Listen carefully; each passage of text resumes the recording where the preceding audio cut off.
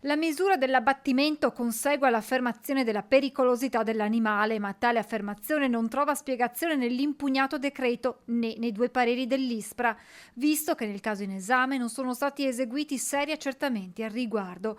Con queste motivazioni il TAR di Trento ha nuovamente sospeso fino al 27 giugno l'uccisione degli orsi JJ4 e MJ5. Per i giudici amministrativi la pericolosità dell'orsa JJ4 non è stata pienamente accertata. Il tribunale chiede di verificare la dinamica dell'aggressione del plantigrado ad Andrea Papi, il runner 26enne morto lo scorso aprile. Sebbene vi sia motivo di ritenere che l'aggressione del giovane sia dipesa dalla presenza di cuccioli al seguito dell'orsa, tuttavia non v'è traccia degli accertamenti posti in essere dalla provincia al riguardo, perché non è stata prodotta in giudizio la documentazione richiesta, tanto più necessaria se si considera che anche il consulente di parte della propria relazione, a seguito dell'esame autoptico effettuato sul cadavere del giovane, ha evidenziato la necessità di ulteriori verifiche, scrivono ancora i giudici. Soddisfatte le associazioni animaliste che avevano presentato ricorso, tra queste l'AV, che torna sulla possibilità di trasferire i due orsi in un rifugio sicuro, dicendosi pronta a sostenerne le spese. Per questo, si apprende, depositerà l'approfondimento richiesto del progetto per portarli in salvo.